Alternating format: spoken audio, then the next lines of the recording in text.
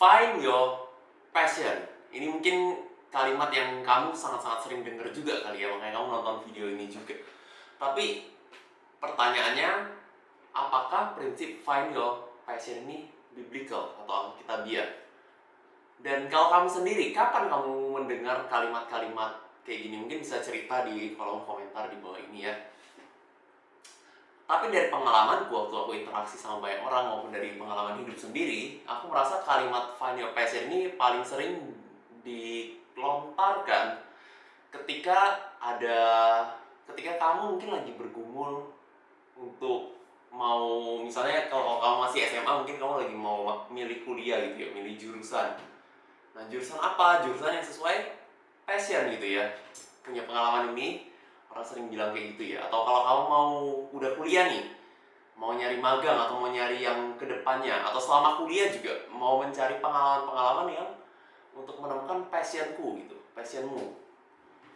Atau ya bisa juga kalau udah kerja, kadang-kadang udah lewat berapa lama kok nggak klop nih kayaknya kerjaan ini. Aku mau cari passionku apa sih? Nah, sekarang pertanyaannya, apakah mencari passion di dalam membuat keputusan-keputusan hidup itu alkitabiah atau enggak? Iya. Pertama, untuk menjawab pertanyaan ini adalah passion itu apa dulu? Karena ini sebenarnya banyak yang bahkan ngerti istilah passion beda-beda gitu ya. Aku nggak mau bilang benar atau salah kali ya, karena nggak tahu yang mana yang benar yang mana salah gitu kadang-kadang ya. Tapi beda-beda. Jadi aku mungkin kasih beberapa definisi, terus aku kasih pendapatku di dalam setiap definisi. Cuma 2 definisi aja gitu ya. Yang pertama itu passion adalah sesuatu yang kamu suka lakukan. Oh, aku suka main basket gitu misalnya. Jadi karena aku suka main basket, maka passionku basket gitu. Jadi aku mau mencari kerjaan yang sesuai dengan basket. Atau aku suka masak, maka passionku masak. Aku suka nyanyi, passionku nyanyi. Tapi apakah prinsip membuat keputusan berdasarkan passion yang suka gitu ya, hobi gitu ya, itu tepat? Gimana menurutmu? Bisa komen di bawah ini ya. Apakah ketika membuat keputusan berdasarkan kesukaan gitu ya, hobi, itu tepat? Keputusan-keputusan hidup yang penting apalagi ya. Kalau menurutku itu kurang alkitabiah sebenarnya. Karena kalau memang seperti itu, Paulus nggak jadi rasul kali ya. Siapa yang Paulus nggak ada passion memberitakan Injil at the first place gitu. Dia bahkan menganiaya orang Kristen gitu ya. Dan suka-sukanya Paulus kalau untuk beritain Injil, gimana caranya dia mau menanggung kesulitan sebesar itu. Jadi kayaknya Paulus nggak pakai prinsip seperti itu. Yesaya juga misalnya. Yesaya itu waktu dipanggil, langsung Tuhan bilang, kamu akan memberitakan ke orang yang punya telinga tapi tidak mendengar, yang punya mata tapi tidak melihat. Jadi mereka dengar tapi nggak ngerti gitu loh apa yang diomongin. Mereka lihat tapi kayak ya gitu. Apakah it sounds like find your passion gitu? Apakah itu kayak, oh kamu suka ini makanya kamu melakukan ini? Kayaknya nggak seperti itu. Nah, apalagi kalau dari kalimat Yesus lebih ekstrim lagi. Kalau kamu mau menjadi muridku, kamu harus menyangkal dirimu, memikul salib dan mengikut aku. Doesn't seem like finding your passion di dalam hal itu. Apalagi passion yang kesukaan gitu ya. Jadi ya kalau di sini aku merasa itu kurang alkitabiah dan sebenarnya mestinya kurang realistis juga ya. Karena di dalam persoalan hidup, di dalam hidup ini tidak semudah yang dibayangkan gitu ya. Kadang-kadang ada kesulitan-kesulitan yang susah sekali untuk dihadapi. Dan kalau itu cuma berdasarkan, oh aku suka nyanyi makanya aku pengen jadi penyanyi karena passionku nyanyi. Ketemu nggak ada duitnya, mau jadi penyanyi seperti Judika berapa lama waktunya gitu ya, yang dibutuhkan untuk bisa sampai ke titik itu. Jadi sangat-sangat bahaya.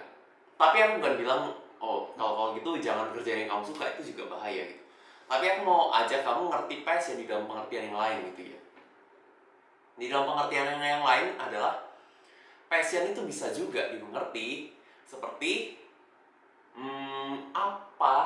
kesulitan apa yang paling rela itu, sukarela untuk menanggung kesulitan itu. Ngerti ya? Jadi kamu udah mikirnya dalam konsep kesulitan gitu. Jadi misalnya aku bilang passionku nyanyi, maka yang aku mengerti dari passionku menyanyi adalah orang mau tolak, orang mau reject, orang mau kata-katain, orang mau apa, aku rela untuk menanggung semua itu demi aku bisa mendapatkan suara yang lebih bagus itu, demi aku bisa jadi penyanyi. Aku rela menanggung segala kesulitan. Latihan tiap hari nggak apa, setengah mati kayak gimana, dihina orang, nggak ada duitnya, nggak ada apa-apanya, nggak apa gitu. Karena aku itu passionku adalah menyanyi. Aku rela menanggung kesulitan demi bisa menyanyi. Kalau kayak gitu itu mungkin lebih baik tuh, karena udah lebih mendarat gitu ya prinsip pemikirannya. Oh, aku rela menanggung kesulitan ini.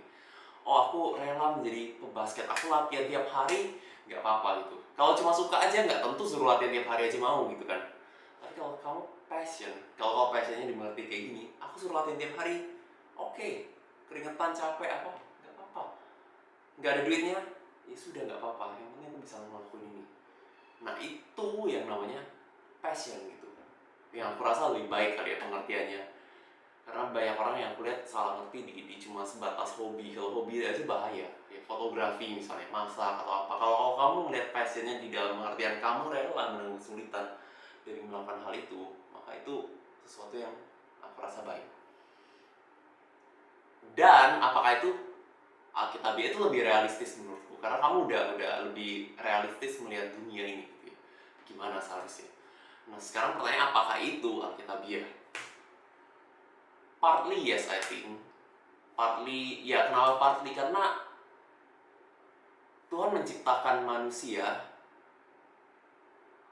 untuk pekerjaan baik. Kita percaya seperti itu ya. Jadi Tuhan itu mengerti dan sudah ada alasan kenapa Tuhan membuat kita punya kerinduan, kesukarelaan gitu ya, untuk menanggung kesulitan sebesar itu di dalam satu hal tertentu. Nah, pertanyaan, apakah hal yang itu kamu pakai untuk memuliakan nama Tuhan?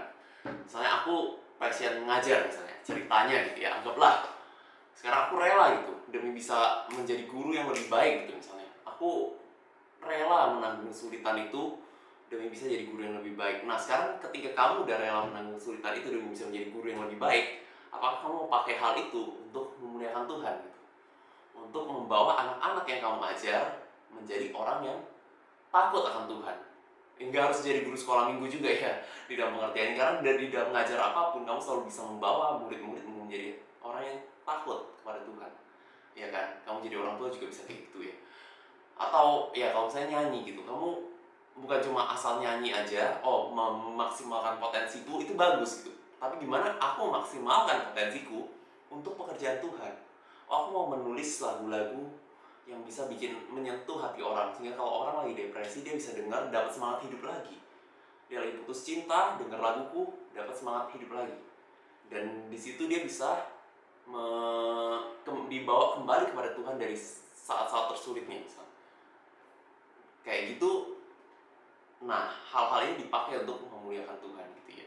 Jadi, nah itu baru ketika itu dikombin, yang kamu rela tanggung kesulitannya ditambah dengan kerinduan untuk memuliakan Tuhan, dikombin jadi satu. Nah, aku pikir ini jadi kombinasi yang baik, dan ini bisa jadi acuan kali ya untuk kamu bisa melayani Tuhan, untuk kamu bisa menyerahkan hidupmu kepada Tuhan, menemukan passion yang mungkin sejati gitu ya, sesuai dengan prinsip Alkitab. Sekian dulu video dari aku. Kalau kamu mau ada pertanyaan tentang ini, langsung tulis aja di kolom komentar biar aku bisa bikin videonya untuk jawab pertanyaan-pertanyaanmu.